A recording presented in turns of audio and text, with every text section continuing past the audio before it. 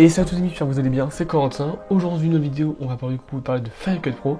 Donc ma première vidéo tuto sur Final Cut Pro, donc du coup depuis l'annonce que j'allais faire des tutos sur Final Cut Pro et aussi un peu dans le domaine de la vidéo.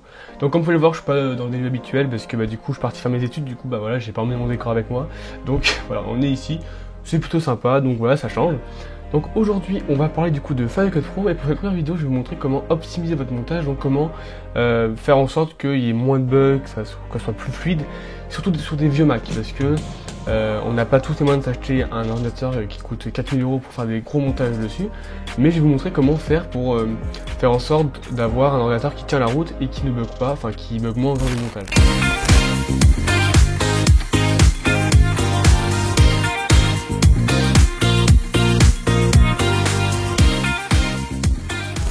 Donc pour cela, on va commencer par le matériel. Alors il faut savoir que quand vous faites un montage sur Final Cut Pro, ce qui jouera le plus sur la fluidité, ce n'est pas la carte graphique, ça c'est secondaire. Déjà premièrement, c'est le disque dur. Je vous conseille de faire un montage sur un disque dur SSD. SSD en fait c'est la rapidité du disque, donc en gros, plus il écrit vite, plus le montage buggera moins parce que il écrira vite. Et ce n'était pas le cas de ce disque dur là. Et du coup mes montages avant, quand je les ai, c'était un peu galère parce que vu que ça écrivait pas vite, c'était très lent. Donc même si vous avez un Mac en fait ultra rapide, mais vous montez sur un disque dur HDD qui n'est pas rapide, en fait ça servira à rien. Donc c'est pour ça, premièrement je vous conseille d'avoir un disque dur assez rapide. Donc pas forcément prendre un gros disque dur d'1 Tera, mais prendre un disque dur de minimum 256 Go SSD. C'est pas extrêmement cher, mais ça fera déjà toute la différence. Je vous conseille vraiment de prendre un disque dur plutôt que dans la puissance, parce que si vous avez beaucoup de puissance mais vous avez un disque dur qui n'écrit pas beaucoup, enfin qui est pas rapide, ça servira à rien. Moi en l'occurrence maintenant j'ai un disque dur SSD de Samsung, donc à 1 Tera. Je vous recommande vraiment ces formats là. Donc lui c'est le T7, mais vous pouvez prendre le T5 et prendre 500 Go ou 256. Je vous conseille quand même 500 Go parce que 256 c'est quand même beaucoup, mais si c'est un gros montage ça suffira pas. Moi les montages que je fais de vidéos en tout avec les rendus que Final Cut Pro fait, on monte facilement à 500 Go minimum, enfin 300 Go minimum. Voilà, 500 Go je vous recommande. Après 256 vous pourrez du coup supprimer les rendus au fur et à mesure. Mais voilà, vraiment je vous conseille de prendre un SSD, ça fera toute la différence. Parce que voilà, le disque dur ça change quand même tout. Bon après si vous faites du coup comme je disais du montage sur un Mac qui a une grosse capacité de stockage, la plupart des Mac maintenant ont des SSD. Ensuite on va pas du coup passer sur Final Cut Pro parce que après il y a quand même des paramètres à faire. Je vais vous montrer comment ça marche. On passe donc sur Final Cut Pro. Donc une fois que vous avez branché votre disque externe ou interne, donc nous on va dire que notre disque dur interne du Mac c'est pas SSD, enfin il est rempli, il n'y a pas beaucoup de place. Donc du coup nous on va faire un montage sur un disque externe, mais ça marchera pour un disque interne. Donc du coup j'ai un SSD, j'ai acheté un SSD, voilà. Pour que vous ayez créé une bibliothèque, on va créer la bibliothèque, vous allez du coup pas la mettre dans votre disque interne, mais sur le disque externe. Donc là je vais créer un dossier tuto, voilà, et vous allez du coup mettre après, moi ce que je fais c'est que je crée en fait un dossier FCPX pour mettre ma bibliothèque dedans. Voilà, et vous allez l'appeler votre bibliothèque comme vous voulez, on l'appelle tuto. Donc une fois qu'on aura fait ça, on aura créé la bibliothèque sur le disque externe, donc du coup le montage se fera dessus. Mais il y a aussi des trucs à régler. Déjà, on va faire modifier les réglages. C'est en fait, ça va permettre de modifier en fait où va aller dans quoi en fait, parce que les rendus vont aller soit sur le Mac, soit sur le disque externe, ça faut choisir. Donc les sauvegardes, on laisse dans Final Cut Pro Backup, donc ça sera sur le disque interne, enfin externe. Ensuite le cache, on le laisse dans la bibliothèque, comme ça on est sûr que c'est dans le disque externe. Le motion template, donc ça faut laisser de base parce qu'en fait ça c'est pour quand vous avez des plugins. Moi par exemple mes plugins ils sont dans vidéo et j'ai un dossier motion template et donc du coup il va récupérer les fichiers là, donc ça on le laisse ici, ça on n'y touche pas sinon vous n'aurez pas vos plugins. Et après ça on laisse là-dedans, c'est du coup dans notre dossier. Donc là en fait normalement vous n'aurez rien à toucher, mais vérifiez quand même qu'on ne soit pas modifié. Donc ensuite pour importer je vais vous montrer comment faire, parce que de base c'est copié dans Final Cut Pro X. Donc en gros vous voyez là on a soit copié les fichiers soit conservé.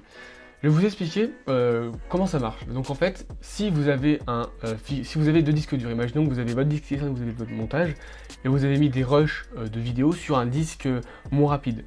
Dans ce cas-là, vous allez faire copier, parce que du coup, ça va copier les fichiers par exemple, de ce disque-là, qui est pas rapide, au disque SSD. Donc du coup, il va lire les fichiers du coup sur le disque rapide, parce que ça va les copier. Mais si vous faites conserver, ça veut dire qu'il va lire les fichiers sur le disque externe qui n'est pas rapide. Donc ça veut dire que si j'ai un plan 4K dessus, au lieu de le copier dans le disque dur SSD, il va lire directement le fichier là-dedans, mais vu qu'il n'est pas rapide en écriture ou en lecture, bah du coup ça va saccader. Donc soit vous avez vos fichiers sur votre disque SSD de base, donc du coup vous pouvez faire conserver pour pas les recopier, soit vous avez des données sur un disque qui est moins rapide, donc dans ce cas vous faites copier. Moi en l'occurrence, tous mes fichiers de drone, tout ça, c'est sur le disque SSD, donc du coup moi je vais faire conserver les fichiers à leur place, parce que sinon ça va faire copier, copier, copier, et le disque va vite s'épuiser. Donc on va prendre un plan, on va prendre ce plan là et ce plan là, voilà. Et on va les importer. Donc du coup là, ça a conservé les fichiers à la place du disque dur, ça les a pas recopiés. Par contre, si j'avais un disque et si j'avais un plan de drone sur celui-là, et ben j'aurais mis copier, parce que sinon ça va le lire directement dans celui-là et c'est pas ouf. Donc voilà, donc ça c'est très important. Conserver, c'est si vous avez les fichiers sur un disque rapide, et copier, c'est si c'est vraiment un disque pas rapide. Donc là du coup on aura du coup nos petits fichiers. Donc on va créer du coup, bah voilà, vite fait la vidéo. Hop, on va mettre un truc au hasard, on va l'appeler tuto. Voilà, je sais pas écrire. Voilà. Donc maintenant, on a nos fichiers. Donc moi, mon Mac, il est assez rapide, donc du coup là, ça va pas bugger. Normalement, voilà, ça bug pas, c'est fluide, voilà, il n'y a pas de drop frame ou quoi. Donc là c'est bon. Maintenant, avant, moi, tout le montage, je l'ai fait sur un iMac fin 2013, donc il est très très vieux, parce que ça vous l'avez déjà dit, j'avais, avant janvier 2021, j'avais un iMac fin 2013, et j'ai commencé là-dessus depuis 2016, je fais tous mes montages dessus, donc montage de drone, enfin voilà, tous mes montages étaient là-dessus. Donc, comment faire pour, du coup, encore plus fluidifier, parce que là, du coup, on est sur notre disque externe, donc déjà, SSD, ça va être plus rapide, mais si vous n'avez pas les performances graphiques requises, donc assez élevées, bah, ça va bugger un petit peu. Donc, pour ce faire, on va aller dans présentation. Là-dedans, c'est tout là-dedans tout va se jouer. Déjà, Final Cut Pro nous permet déjà de régler la qualité des vidéos sans passer par des proxys. Donc dans présentation, j'ai meilleure qualité, donc là c'est le fichier original, donc il n'y a pas de perte dans le visualisateur. Et après j'ai meilleure performance, donc là ça va réduire la qualité de la vidéo dans la fenêtre où on peut voir la vidéo, et tout en, donc ça va la réduire pour améliorer les performances. Donc là on voit bien que la qualité est quand même assez dégradée. Quand je mets sur pause, hop, la qualité redevient nette. Mais quand on fait la lecture, c'est un peu, bah voilà, c'est pas ouf. Donc ça c'est la première méthode. Donc, normalement ça devrait suffire si vous avez des fichiers 1080p, 4K ça suffit, mais si vous mettez beaucoup d'effets ça suffira pas. Donc si ça bug encore, l'autre méthode, donc ça c'est super pratique, c'est qu'on peut créer des proxys. Les proxys ça va créer des fichiers encore plus réduits pour optimiser les performances. Pour ce faire, quand on est dans la bibliothèque, donc soit quand on importe un fichier, là on va aller, donc soit dans l'importation on va aller dans transcoder, on va faire créer un média optimisé et créer un média proxy, et là on va pouvoir choisir. Moi je mets ProRes proxy, et après vous pouvez choisir la taille de l'image. Moi je vous recommande de mettre 50%, et si vraiment ça bug encore, bah vous pouvez descendre. Après vous pouvez choisir la qualité en bas, donc 960 par 540. Moi je mets 50%. Donc ça c'est la première méthode pour les faire. En important les fichiers, ça va directement faire le transcodage. Mais si vous avez déjà vos fichiers, vous pouvez juste les sélectionner, faire clic droit et faire transcoder les médias. Vous allez faire créer un proxy et créer un média optimisé. Et on va du coup mettre 50%. Vous allez faire OK. Et là maintenant dans les tâches, en fait vous allez voir transcodage analyse. Donc ça va en fait transcoder les médias. Donc là on peut voir que c'est assez vite, donc le temps ça va changer suivant votre Mac. Plus ça sera rapide à faire. Moi sur le mien c'était un petit peu long, du coup je l'ai laissé tourner environ une demi-heure quand j'avais en fait plus votre vidéo sera longue, plus ça sera long en fait. Donc là vous voyez ça prend, c'est relativement rapide, mais vous verrez que si vous avez des gros fichiers et que votre ordinateur est un peu vieux, ça mettra plus de temps. A savoir que aussi les proxys prennent de la place, donc du coup si vous avez un disque dur avec pas beaucoup de stockage, faut le savoir, les proxys du coup prennent beaucoup de place sur votre disque dur. Mais voilà, je vais vous montrer qu'après comment supprimer les fichiers de rendu, parce que vous allez voir que ça pose problème. Donc là, une fois qu'on a nos proxys, on peut les rajouter, mais en fait on voit que la qualité ne change pas, parce qu'en fait il faut passer en proxy. Donc pour le passer en proxy, on va dans présentation, et on va cliquer sur proxy uniquement. On clique dessus, et là ça y est, on est en proxy, donc ça sera beaucoup plus rapide. On le voit déjà, là dans la vidéo, quand je bouge, on voit bien que c'est super rapide, alors que quand j'étais en optimisé original et que j'étais en meilleure qualité, déjà on voyait que c'était un peu plus long. Enfin voilà, on voit une petite différence de rapidité déjà. Et vous allez voir que sur votre vieux Mac, ça changera tout et vous allez dire, ah ouais, quand même, c'est assez impressionnant. Ensuite, ça c'est la deuxième méthode. Ensuite, la troisième méthode, il faut savoir que Final Cut Pro fait des rendus tout le temps. Normalement, quand vous allez dans Final Cut Pro, dans Préférences, vous aurez dans Lecture, donc dans le panneau lecture, vous aurez rendu en arrière-plan. ça veut dire que quand vous ne touchez pas le Mac pendant moins 0,3 secondes, il va lancer un rendu. Donc, je vais vous montrer. Donc là, si je mets un plan à la suite et que je mets par exemple un petit titre au-dessus, hop, on voit qu'il y a des petits points qui sont apparus.